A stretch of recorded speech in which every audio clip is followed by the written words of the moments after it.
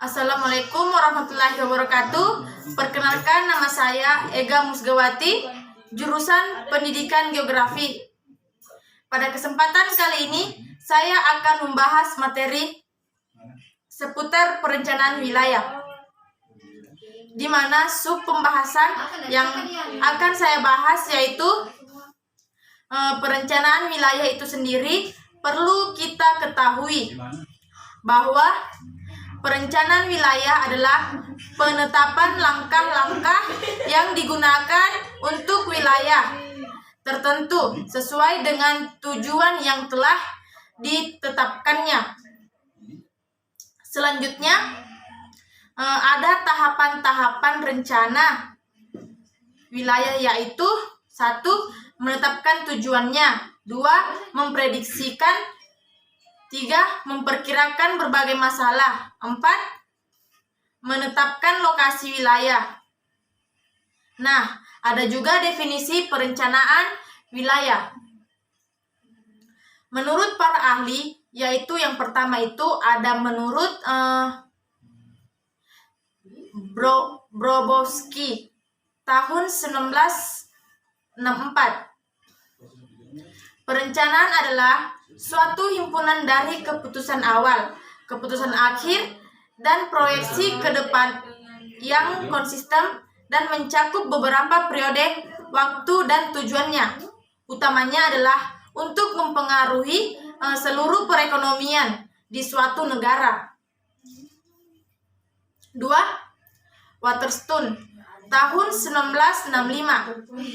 Perencanaan adalah usaha sadar, terorganisasi, dan terus-menerus guna memilih alternatif yang terbaik dari sejumlah alternatif untuk mencapai tujuan tertentu. 3. Conyers dan Hales tahun 1984.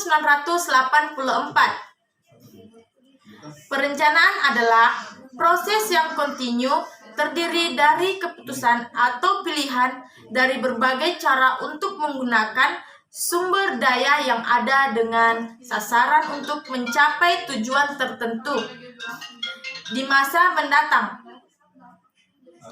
Nah, selanjutnya ada sifat perencanaan yang perlu kita ketahui, yakni yang pertama, dari segi ruang lingkup tujuan dan sasarannya. Perencanaan dapat bersifat nasional, sektoral, dan spasial. 2.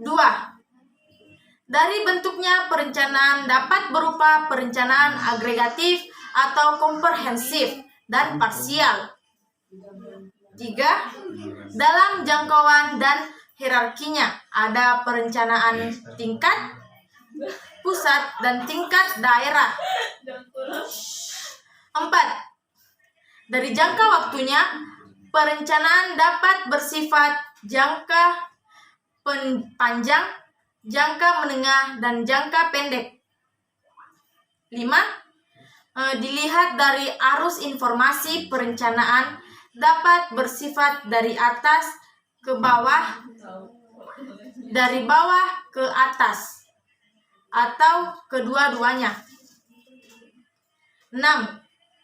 Dari segi ketetapan atau keluasan proyeksi ke depannya, perencanaan dapat indikatif atau perspektif berdasarkan sistem politiknya.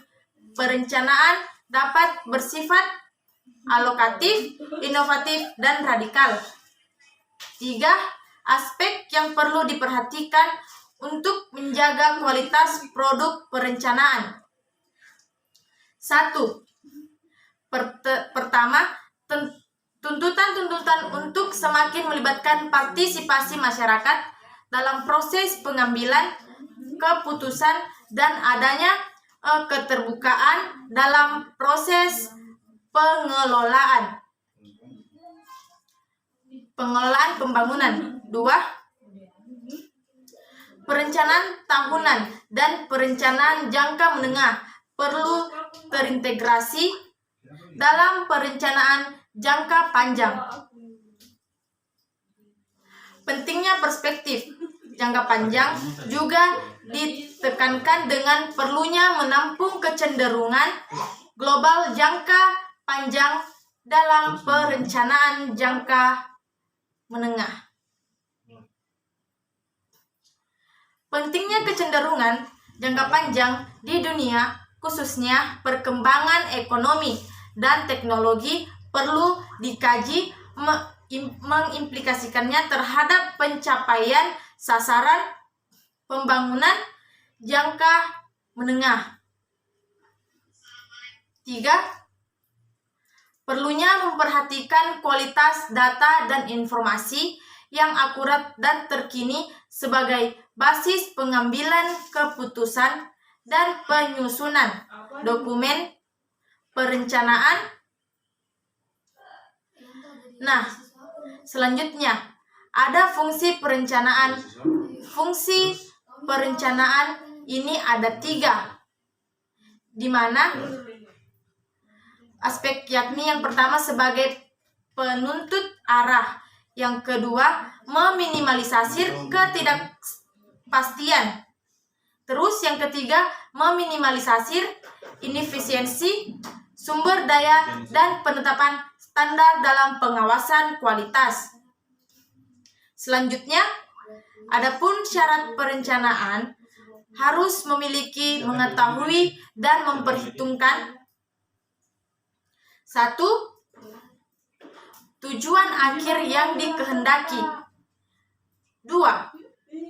Sasaran-sasaran dan prioritas untuk mewujudkannya, yang mencerminkan pemilihan dari berbagai alternatif. 3. Jangka waktu mencapai sasaran-sasaran tersebut. 4. Masalah-masalah yang dihadapi. 5.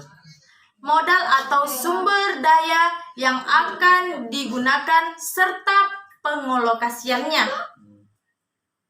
6. Kebijakan-kebijakan akan untuk melaksanakannya. 7. Orang, organisasi atau badan pelaksanaannya. 8. Mekanisme pemantauan, evaluasi, dan pengawasan pelaksanaannya. Selanjutnya, ada elemen perencanaan, di mana elemen perencanaan ini yakni perencanaan berhubungan dengan masa yang akan datang. Ada implikasi perencanaan sangat berkaitan dengan proyeksi atau prediksi, penjadwalan, kegiatan monitoring, dan evaluasi.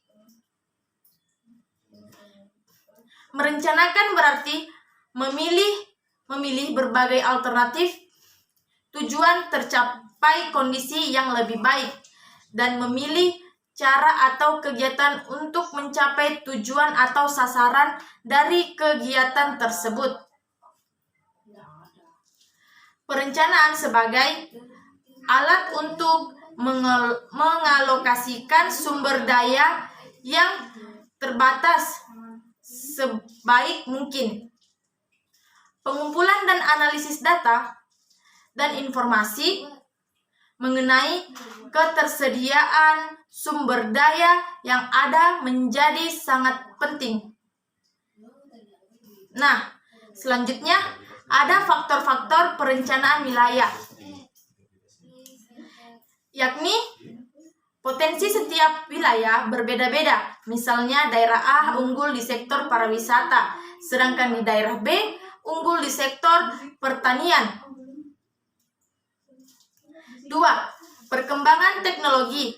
Seperti yang kita ketahui, teknologi sifatnya berubah-ubah dan sifatnya terus berkembang. Maka dari itu, perlu dilakukan perencanaan wilayah agar sistem jaringannya dapat diakses oleh seluruh masyarakat. 3. adanya kesalahan perencanaan di masa lalu seperti yang kita ketahui dibuat oleh manusia yang mungkin masih memiliki kesalahan atau kekurangan karena sifat-sifat dan kebutuhan manusia tentunya terus berubah-ubah, di mana harus diperbaiki dan diubah menjadi lebih baik. 4. Kebutuhan akan lahan yang semakin meningkat, semakin bertambahnya zaman, maka semakin banyak pula penduduk manusia yang menyebabkan kepadatan penduduk, sehingga manusia tersebut membutuhkan lahan atau tempat tinggal yang layak untuk ditinggali,